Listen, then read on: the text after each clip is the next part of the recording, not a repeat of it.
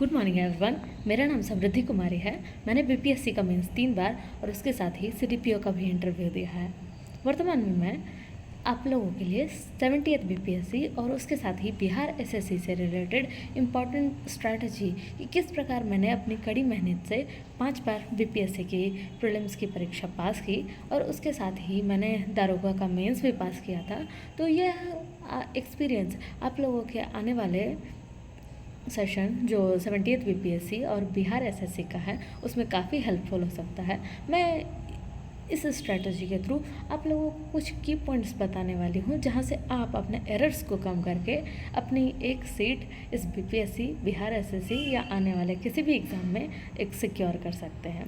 कैसे एक गांव की लड़की ने बीपीएससी का इंटरव्यू तो 2 बार दिया, उसके एक्सपीरियंस और उसके एरर्स, जो एरर्स मैंने किए उस एरर्स को कम करके किस तरह से आप एक बार में यहाँ तक पहुँच सकते हैं और बेहतरीन कर सकते हैं। तो चलिए शुरू करते हैं।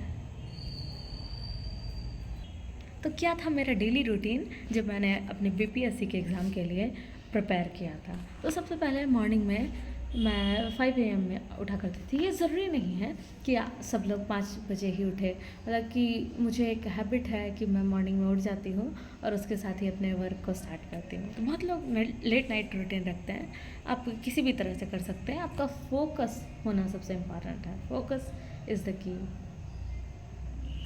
तो सबसे पहले कुछ टाइम योगा करने के बाद मैं अपना टॉपिक से स्टार्ट करती थी, चाहे मैं हिस्ट्री से करूँ या फिर पॉलिटिक्स से। कोई पर डे का मेरा एक रूटीन था कि मैं दो सब्जेक्ट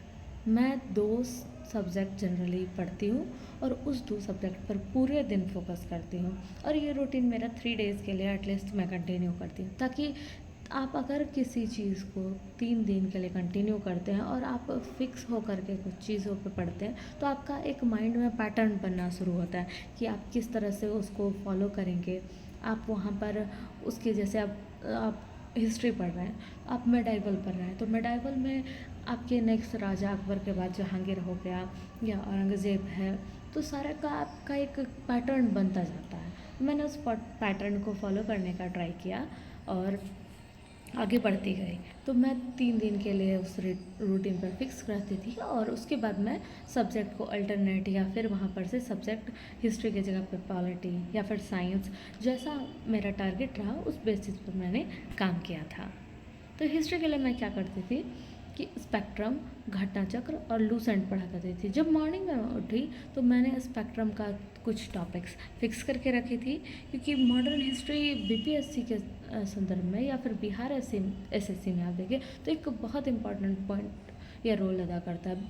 कई बार मॉडर्न हिस्ट्री से 20 क्वेश्चन तक आ जाता है, तो आपके लिए ये काफ़ी इम्पॉर्टेंट पहलू रखता है।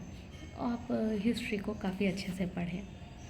उसके लिए मैंने स्पेक्ट्रम का नोट्स भी प्रिपेयर किया था और घटना चक्र और लूसेंट यहाँ पे मैंने इसलिए बताया है कि ये दोनों से मैं क्या करती थी प्रीलिम्स के लिए, जब मैं पीटी के लिए पढ़ रही थी तो स्पेक्ट्रम को पढ़ा और उसके साथ ही ये दोनों को मिक्स अप करके मैंने यहाँ से इसके क्वेश्चंस बनाने शुरू किए। जब क्वेश्चंस आप बनाएंगे तो क्या होगा कि आपके एरर्स कहाँ पे हो रहे हैं, आप कहाँ गलतियाँ कर रहे हैं। बार बार जो आप गलतियाँ करते हैं तो उससे आपके जो कुछ नए क्वेश्चंस निकल करके आते हैं।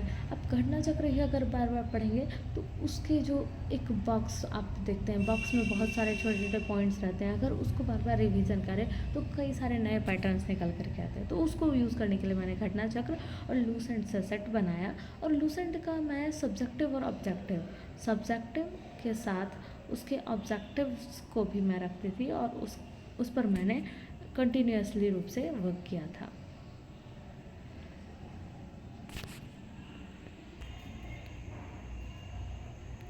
सबसे पहले तो उस मॉर्निंग में मैं अपना रूटीन फॉलो करती थी। जैसे मैंने हिस्ट्री का काम किया तो उसके अकॉर्डिंग क्या है कि हिस्ट्री का मैं पढ़ रही हूँ तो उसका कॉपी में की पॉइंट्स, तो आप एक पेंसिल ले सकते हैं। जैसे आप स्पेक्ट्रम अगर फर्स्ट टाइम पढ़ रहे हैं तो क्या करेंगे, उस बुक को आप पेंसिल से अंडरलाइन करते हुए पढ़ेंगे, पेंसिल से अंडरलाइन करते जाएंगे तो इससे क्या होगा कि आपको एक आइडिया होगा कि आपको सारी चीज़ें ना पढ़ करके जब आप नेक्स्ट टाइम उसी स्पेक्ट्रम को रिपीट करेंगे तो आप उस अंडरलाइन चीज़ों को पढ़ेंगे।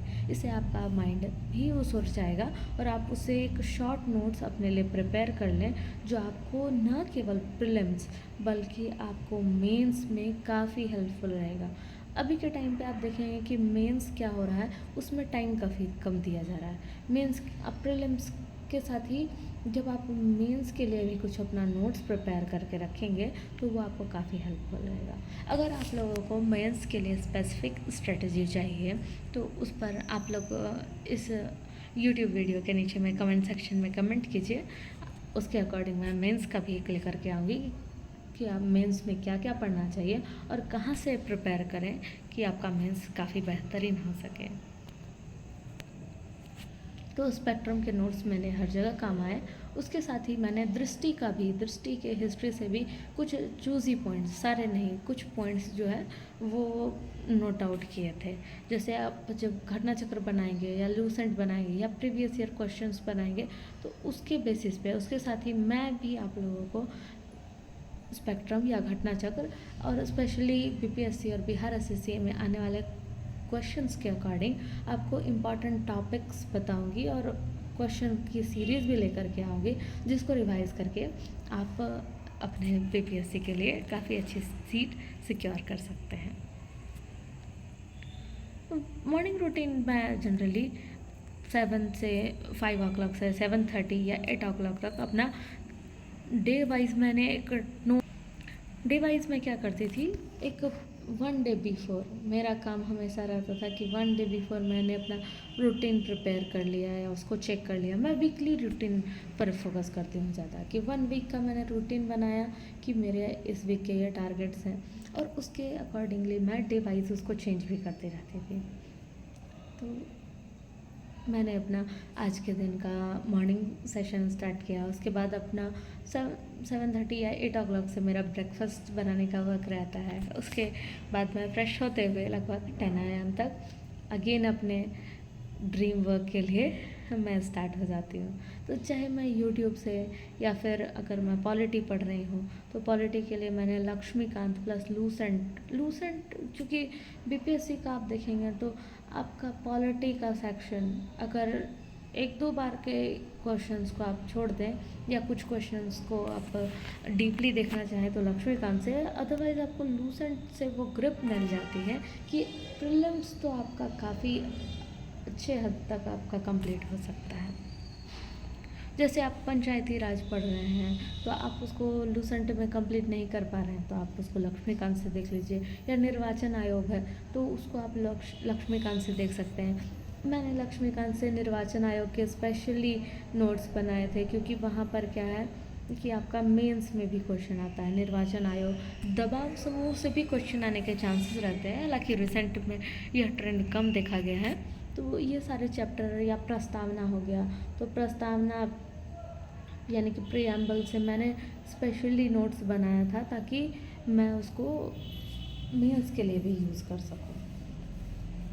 और यूट्यूब का मैंने थॉरली यूज़ किया था क्योंकि बीपीएससी में ऐसा है कि आपको कई बार सेट प्रैक्टिस करने की ज़रूरत रहती है, या कुछ भी आप अगर पॉलिटी के कई सारे चैप्टर्स हैं तो आपको समझ में नहीं आ रहे हैं। जैसे मूल अधिकार है, मूल अधिकार में क्या है कि आप 12 से 35 तक है तो कुछ तो आप अपने से पढ़ लेते हैं, तो कई बार क्या होता है कि वो याद नहीं होता है। तो मैं उसको क्या करती थी, फिर यूट्यूब पे उस टॉपिक को निकाला और उसको सर्च किया और वहाँ से मैं पढ़ती थी और अपने एक नोट्स बना लेती थी कि मेरे को ये टॉपिक्स को पढ़ने की आवश्यकता है। मैं उस पर नोट्स बनाई और उसको बार बार एक रिवीजन करने का काम करती थी। और जैसा कि मैंने बताया 3 दिन तक, तो फर्स्ट डे अगर मैं मॉर्निंग में हिस्ट्री पढ़ रही हूँ तो 10 AM से मैं सब्जेक्ट चेंज करती हूँ, लक्ष्मीकांत या लूसेंट, फिर मैं उसको प्रैक्टिस सेशन भी करती हूँ। और ये लगभग मेरा 10 बजे से 1:30 बजे तक का टाइम रहता है। उसके बाद एक ब्रेक और अगेन मैं अपने सेशन पे आ जाती हूँ जो लगभग 3 बजे से स्टार्ट होता है। इसमें मैं हिस्ट्री के हिस्ट्री जो मैंने मॉर्निंग में पढ़ा उसको एक बार शॉर्टली रिवीजन कर लेती थी, और आगे के या तो मैं कुछ टॉपिक पढ़ रही हूँ, जैसे मॉडर्न में आप गांधीयन युग का पढ़ लिया, या फिर वेवेल प्लान है, तो वो सारा कुछ मैंने पढ़ती गई और एक नोट्स बनाती गई। स्पेशली बीपीएससी में ये देखा गया है कि गांधी जी से हर बार 1 से 2 सवाल रहते हैं, तो आप वहाँ से पढ़ लीजिए अच्छे से और उसको नोट्स बना लीजिए। इसके साथ ही मैं भी आपको कुछ की पॉइंट्स प्रोवाइड करूँगी, जैसे खुद के मेरे नोट्स हैं या मैंने जो रिवीज़न किया था, बार बार जिस तरह से रिवीज़न किया था उसको मैं आपको प्रोवाइड करवाती जाऊँगी। कई सारी ऐसी बातें होती हैं कि बुक्स में लिखी रहती हैं, कि बुक्स तो आप जैसे देखेंगे कि हमें जब उठाइए तो लगेगा कि एक बहुत बड़ा ग्रंथ है, इसको हम कैसे कंप्लीट करेंगे। तो इस टाइम आपका यूट्यूब आपकी हेल्प करेगा कि आप कम टाइम में और क्या पढ़ना है, ये काफ़ी इम्पॉर्टेंट है। कई बार स्टार्टिंग में जब मैं पढ़ना स्टार्ट की तो मेरे से भी ये गलतियाँ की हुई कि मैं सारा कुछ पढ़ती जा रही थी, सारा कुछ पढ़ते, वो नहीं करना है। क्या पढ़ना है उसको मैं आपको बताऊंगी, और मैंने पिछले सेशन में भी कुछ इस पर इम्पॉर्टेंट टॉपिक्स का एक सीरीज़ लेकर आई थी 69th बीपीएससी वाले में, आप वहाँ से भी देख सकते हैं। और 70th बीपीएससी के लिए मैं स्पेशल एक सीरीज़ भी लेकर के आऊँगी, तो आप वहाँ पर से प्रैक्टिस कर सकते हैं, जिससे आपका ये काफ़ी हेल्पफुल रहेगा। तो हिस्ट्री का क्या है, क्वेश्चन सॉल्विंग सेशन, तो कई सारे सेट मैं लेकर के आई, या यूट्यूब से मैंने क्या किया, एक सेट देखा टॉपिक वाइज, जैसे मॉडर्न का हो गया, पॉलिटी में आपके सेशंस हो गए, डीपीएसपी पे कि नीति निर्देशक तत्व है, तो उसके अभी सारे के सारे आर्टिकल्स अभी मुझे याद हैं। डीपीएसपी में अब जितने आर्टिकल हैं वो सारे याद हैं। कई बार उससे क्वेश्चंस मेंस में भी आते हैं, तो आपको वो याद रखना भी ज़रूरी है। अगर आपका ऑप्शनल एलएसडब्ल्यू रहता है, तब तो आपका एलएसडब्ल्यू ऑप्शनल वाले को तो डीपीएसपी के हर एक आर्टिकल से काफ़ी, अगर आप यूज़ करके इसको मेंस लिखेंगे तो वो बेटर होगा। और प्रीलिम्स में आपके आर्टिकल 42 जैसे मात्र तो लाभ मिलता है, आर्टिकल 39 है, उसमें 39D में समान कार्य के लिए समान वेतन हो गया, आर्टिकल 44 में समानाचार संहिता हो गया, ये गया आर्टिकल 49 है, 49 में आपका स्मारकों का संरक्षण है। तो ये सारे आर्टिकल से क्वेश्चन डायरेक्टली बीपीएससी में या बिहार एसएससी में पूछ लिए जाते हैं, तो ये आपको आर्टिकल जो है वो याद करना ज़रूरी है। आर्टिकल में क्या याद करना है, तो आप मूल अधिकार से रिलेटेड सारे आर्टिकल्स याद कर लीजिए, फिर डीपीएसपी के सारे आर्टिकल्स याद कर लीजिए, फिर आप एक राष्ट्रपति और राज्यपाल इसे पढ़ लेंगे, और वित्त विधेयक, धन विधेयक जैसे टॉपिक्स पढ़ लेंगे। और आर्टिकल जो सिविल सेवाओं से संबंधित आर्टिकल है, आर्टिकल 312 से जो स्टार्ट होता है 21 तक, 23 तक, तो वहाँ पर आप उसको देख लीजिए, तो वो आपके लिए काफ़ी इम्पोर्टेंट रहेगा। फिर अगर मैं ज्योग्राफी स्टार्ट की, तो मैंने ज्योग्राफी में क्या किया था, उसको डिवाइड कर लिया था पार्ट्स में। जैसे ज्योग्राफी है, तो ज्योग्राफी में सबसे इम्पॉर्टेंट है आपको बिहार के बारे में जानना, क्योंकि आप बिहार एसएससी या बिहार बीपीएससी के बारे में दे रहे हैं। तो बिहार की मिट्टी, अब जैसे ये बिहार का मैप यहाँ पे मैं बना रही हूँ, तो बिहार में ये दक्षिण साइड में कौन सी मिट्टी पाई जाती है, तो बलथर मिट्टी है, बलथर मिट्टी है, या फिर लाल पीली मिट्टी इधर साइड पाई जाती है। तो लाल पीली मिट्टी में क्या उगता है, तो मोटे अनाज जैसे ज्वार बाजरा के लिए फेमस है। उत्तरी बिहार की मिट्टी बल सुंदरी होती है। टाल मिट्टी कहाँ से कहाँ तक है, फिर इधर साइड से आपकी गंडक नदी बहती है, तो वहाँ से एक त्रिवेणी नहर जो है काफ़ी फेमस है। तो ये सारी चीज़ें आपको बिहार पढ़ना तो बहुत ज़रूरी है। तो ज्योग्राफी के लिए मैंने स्पेशली एक बिहार का पूरा टॉपिक किया था, और बिहार स्पेशली मैं यूट्यूब से ही पढ़ी हूँ, और उसके साथ ही मैं बिहार पर एक इम्पॉर्टेंट सीरीज़ भी लेकर के आऊँगी, जिसमें मैं नोट्स से आपको वो पर्टिकुलर चीज़ें बताऊँगी जो ज़्यादातर आपके एग्ज़ाम में पूछने के चांसेस रहते हैं।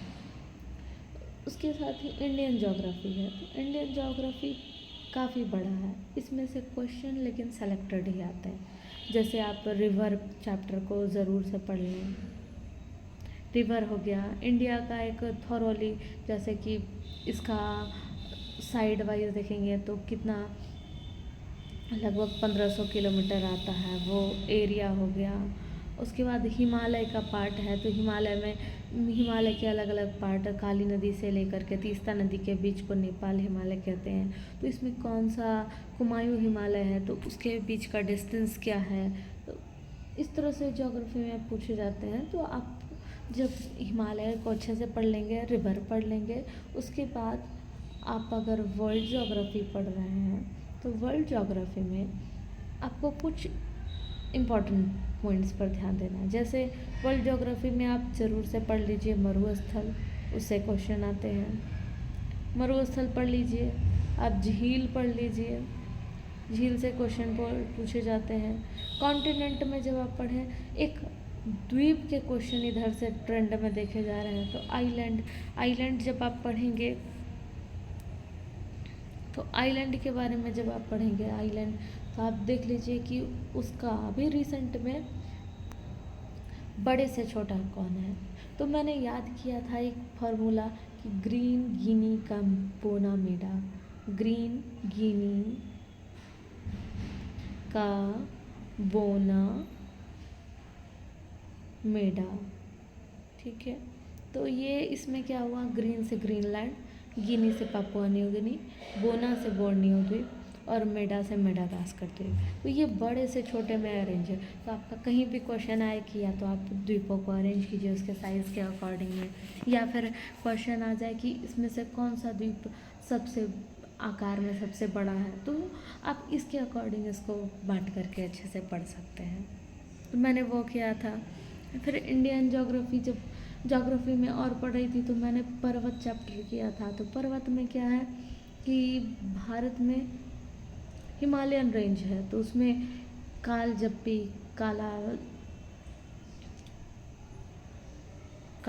सीरीज़ हो गया, काराकोरम, लद्दाख, पीर पंजाल और जास्कर रेंज है। फिर नंदा देवी है, धौलाधर है, ये सारे का एक सीरीज़ आप उत्तर से दक्षिण की ओर बढ़ते हुए ये याद किया था। कौन सी नदियाँ कहाँ से निकलती है, उसके निकलने का और उसके गिरने का मुहाना हो गया। फिर आपका बीपीएससी में एक चीज़ मैंने देखा, नदी से नोटिस किया है हर जगह कि कौन सी नदी बाएं ओर से मिलती है और कौन सी दाएं ओर से, ये क्वेश्चन आपका कई बार आता है। तो इस सीरीज़ को आप, जैसे अब ये ब्रह्मपुत्रा नदी है, तो उसमें से कोई नदी अगर इधर से मिल करके आ रही है तो वो क्या हो जाएगा, दाहिनी ओर से मिल रही है, उसके ऊपर साइड से मिलने के लिए आ रही है। तो ये दाहिनी ओर से कहाँ मिल रही है, बाईं ओर से कौन सी नदी है, तो वो सारा आप कुछ ट्रिक्स भी मैं बताऊंगी जो मैंने प्रिपेयर किए थे, उसके अकॉर्डिंग भी आप पढ़ सकते हैं। उसके थ्रू से मेरे ज्योग्राफी के क्वेश्चंस ज़्यादातर सही होते थे।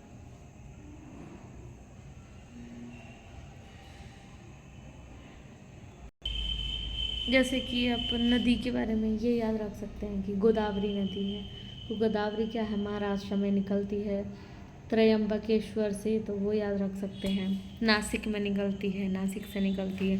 थाल घाट, पाल घाट, भोर घाट, दर्रा, तो दर्रा आप चैप्टर भारत से वो पढ़ लें तो वो काफ़ी अच्छा सही रहेगा।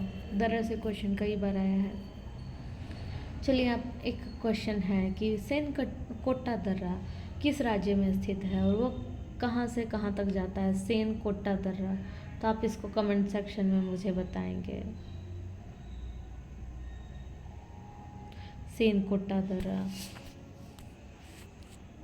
कावेरी है, तो कावेरी नदी ब्रह्मगिरी से निकलती है, उसके बारे में।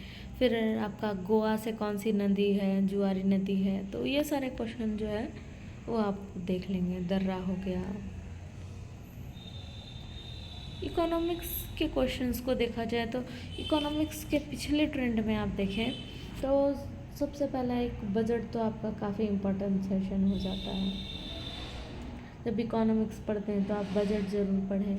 उसके साथ ही रेपो रेट क्या है, बैंक रेट है, ये सारे रेट्स में क्या डिफरेंस होता है उसको पढ़ लेना चाहिए।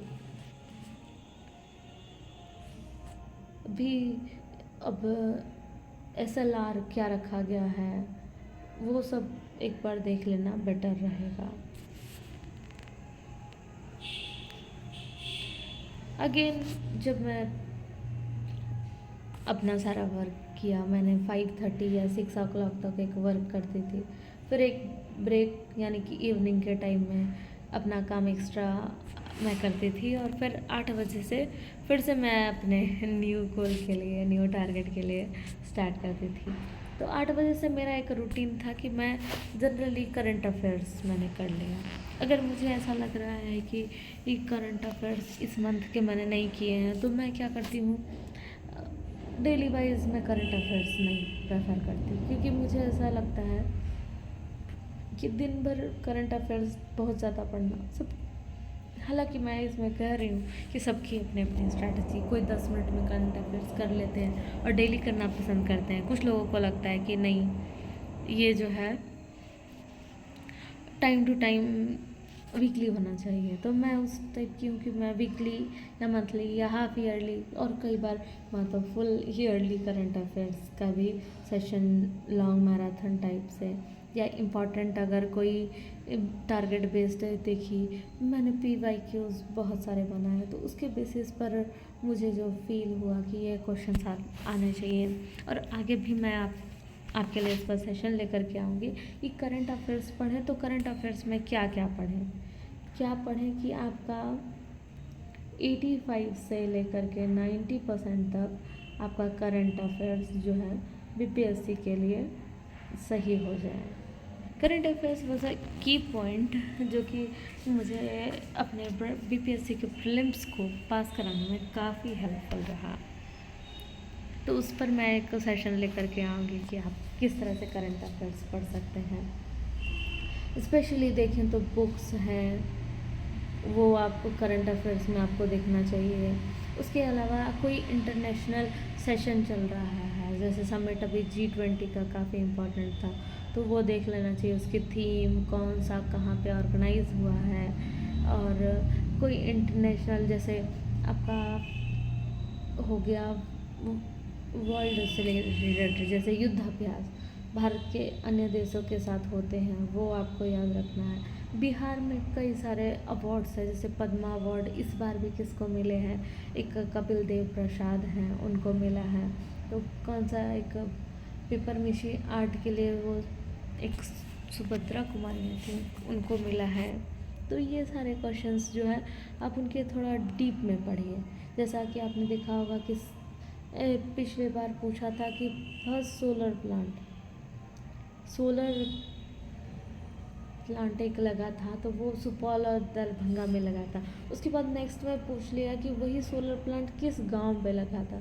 तो जब बिहार का करंट अफेयर आप पढ़ते हैं तो आप ध्यान देंगे कि आपको उसका डीपली जाना है। अगर किसी 2 लोग हैं उनको अवार्ड मिला है, तो जैसे पिछले बार एक बार क्वेश्चन आया था कि 2 लोग थे, 2 टीचर्स थे, उनको अवार्ड मिला था, बेस्ट टीचर्स का अवार्ड श्रीमती राष्ट्रपति जी के द्वारा दिया गया था। तो जब वो अवार्ड मिला तो उनके नेम के साथ साथ क्या पूछा गया, उनके विलेज का नेम भी पूछ लिया गया। तो इस तरह के सेशंस में आप पर्टिकुलर रहें कि जब आप बिहार स्पेसिफिक करंट अफेयर्स पढ़ें बिहार का, तो आप किसी पॉइंट के उसके जो रूट लेवल है वहाँ से पढ़ें।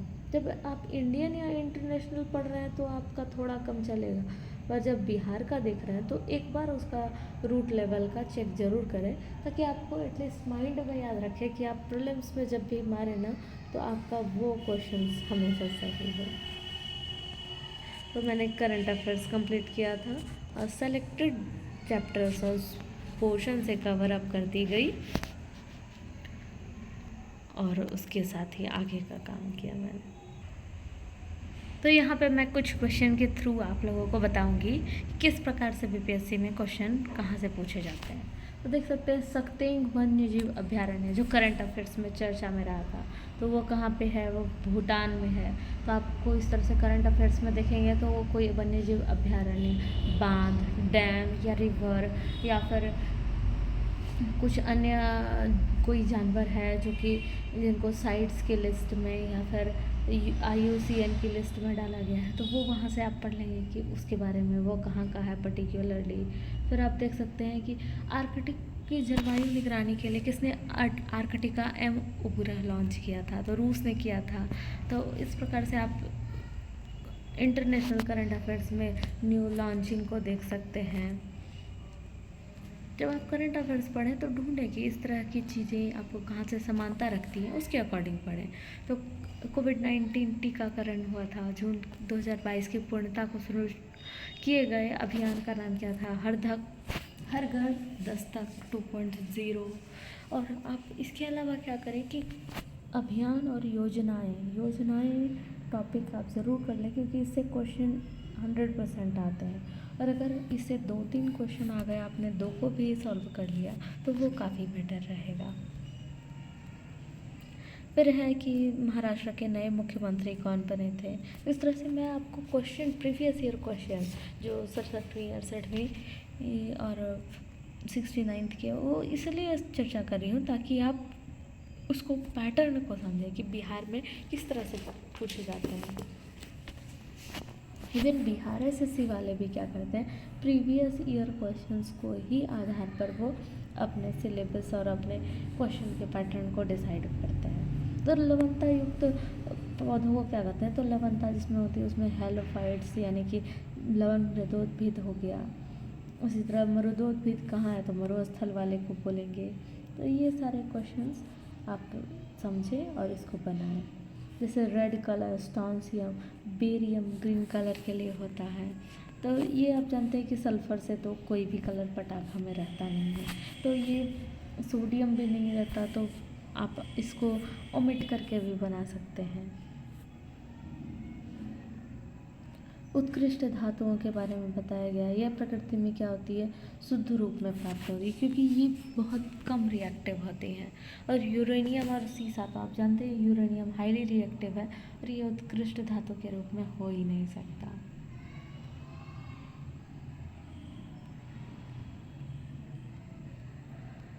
सरदार उधम सिंह ने किसे मारा था, तो यहाँ पे हिस्ट्री का ये क्वेश्चन है। तो एक था जनरल डायर, जिसने वहाँ पर वो उस टाइम क्या था कि पंजाब का जो प्रांतपति कहते हैं ना, वो था जनरल डायर, और माइकल ओ डायर के द्वारा वहाँ पर गोली चलवाने का काम किया गया था। तो सरदार उधम सिंह ने किसे मारा था, तो माइकल ओ डायर को मारा था।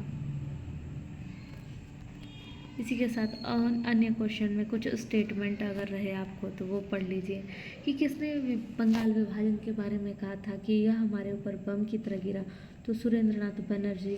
आप जानते हैं सुरेंद्रनाथ बनर्जी की ही अगुवाई में 7 अगस्त 1905 को स्वदेशी आंदोलन जो है एक जो उस टाइम टाउन हॉल से स्टार्ट हुआ था, वो सुरेंद्रनाथ बनर्जी का ही था।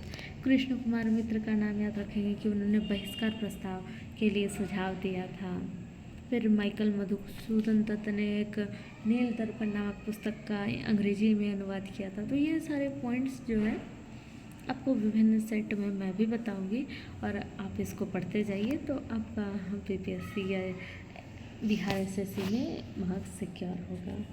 यूथ इन इंडिया रिपोर्ट किसके द्वारा, तो मिनिस्ट्री ऑफ सांख्यिकी और कार्यक्रम कार्यान्वयन मंत्रालय द्वारा इसको किया गया है।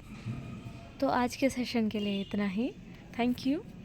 0IS के चैनल को लाइक, शेयर एंड सब्सक्राइब करें, और इसका टेलीग्राम लिंक मैं ग्रुप में डाल दूँगी, तो आप वहाँ पर से जा कर के इसके इम्पॉर्टेंट सेशंस को आप देख सकते हैं। और होप कि आपका अगला सेशन काफ़ी बेहतरीन रहे, और मैं इसमें आपको गाइड करती रहूँगी। आप इस चैनल को लाइक, शेयर एंड सब्सक्राइब करें। Thank you.